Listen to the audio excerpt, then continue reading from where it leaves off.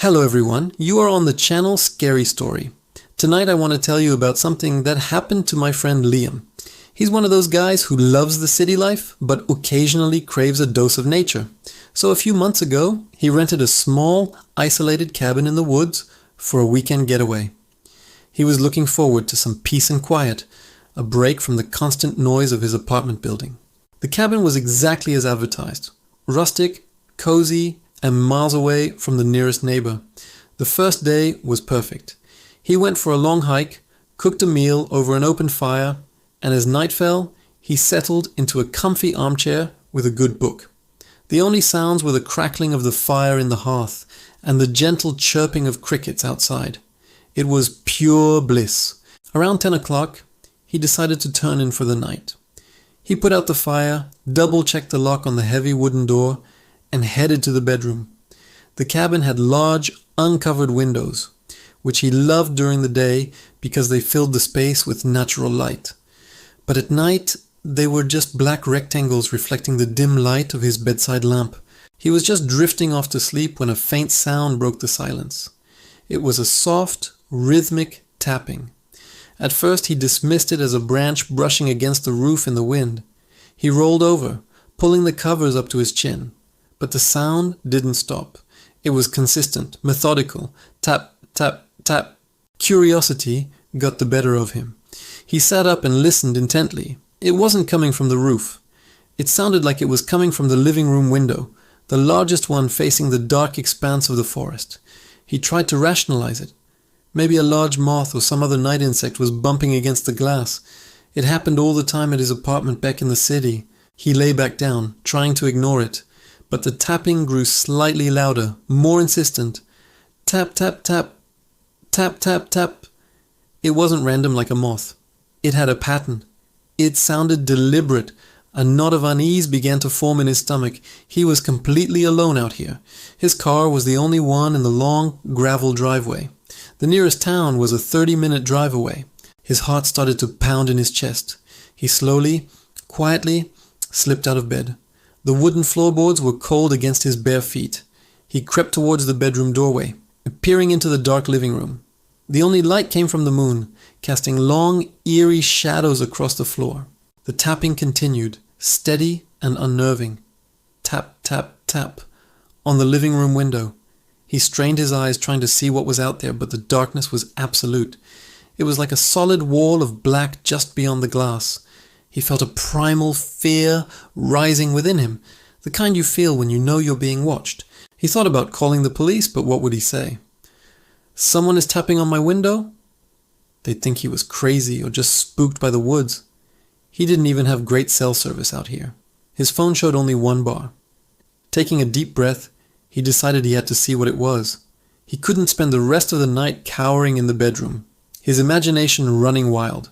He scanned the living room for something, anything he could use as a weapon. His eyes landed on the heavy iron poker resting by the now cold fireplace. He tiptoed over, his hand closing around the cold, solid metal. The weight of it was slightly reassuring. Holding it tightly, he inched his way towards the window. Each step was a monumental effort. The tapping hadn't stopped. It was like a metronome counting down to something terrible. He was about 10 feet from the window when the tapping abruptly ceased. The sudden silence was somehow more terrifying than the noise itself. He froze, listening. The only sound now was the frantic beating of his own heart. Did it leave? Did it hear him? He waited for what felt like an eternity, but the silence held. Slowly, he exhaled, the tension in his shoulders easing just a fraction. Maybe it really was just an animal, and it had finally moved on. He took another tentative step towards the window, intending to peek out from the side, to just get a glimpse and put his mind at ease. And that's when he saw it. It wasn't something outside. It was a reflection in the glass. Standing in the darkness behind him, just by the doorway to the bedroom, was a figure. It was tall and impossibly thin, its limbs long and spidery. He couldn't make out any features. It was just a silhouette, darker than the surrounding shadows. A wave of ice-cold terror washed over him, paralyzing him where he stood. He didn't dare turn around. He could only stare, horrified, at the reflection in the window. The thing wasn't moving. It was just standing there, watching him. How did it get inside? He had locked the door. He had checked it himself. The windows were all closed. His mind raced, desperately trying to find a logical explanation, but there was none. He realized the tapping hadn't been coming from outside at all. It had been a diversion. Something to draw his attention to the window, to lure him out of the safety of the bedroom, and he had fallen for it completely. His breath hitched in his throat. The poker suddenly felt useless and small in his hand. What good would it be against that? He stared at the reflection, and the reflection stared back.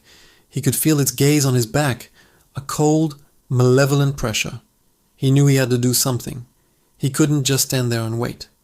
Summoning every last ounce of courage he possessed, he decided his only chance was to make a run for the door. He wouldn't look back. He would just run. In one explosive movement, he spun around and sprinted.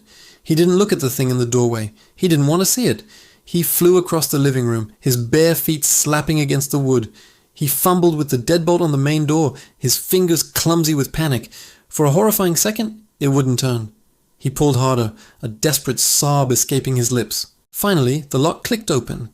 He threw the door open and bolted out into the freezing night air, not even bothering to grab his keys or his phone. He ran down the gravel driveway, the sharp stones digging into his feet, but he didn't feel the pain. All he felt was pure, unadulterated terror. He didn't stop running until the gravel driveway met the main road. He didn't look back once. He just kept running, his lungs burning, his legs screaming in protest. He ran for what felt like miles until he saw the distant headlights of a car. He flagged it down, waving his arms frantically. The car, a beat-up pickup truck, slowed to a stop. The driver, a kind-faced elderly man, looked at him with wide, concerned eyes. Liam, gasping for breath and shivering uncontrollably, managed to stammer out a jumbled story about an intruder in the cabin. The man took him to the nearest town and called the sheriff. When the deputies went to the cabin to investigate, they found it exactly as Liam had left it. The door was wide open, the fireplace poker was on the floor, and his book was still on the armchair. But there was no sign of a break-in. All the windows and the back door were securely locked from the inside. They searched the entire property and the surrounding woods, but found nothing. No footprints, no broken branches, nothing out of place. It was as if no one else had ever been there.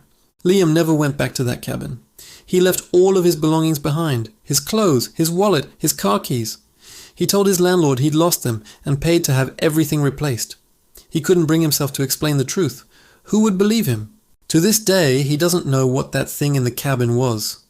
But sometimes, late at night, when he's alone in his apartment, he thinks he can hear a faint sound, a soft, rhythmic tapping, and he can't bring himself to look at the dark reflection in his window. He just turns on every light in the house and waits for the sun to rise. Thanks for listening. If you enjoyed this story, don't forget to like, subscribe, and hit that notification bell so you don't miss our next descent into the darkness. Stay safe and always check your reflections.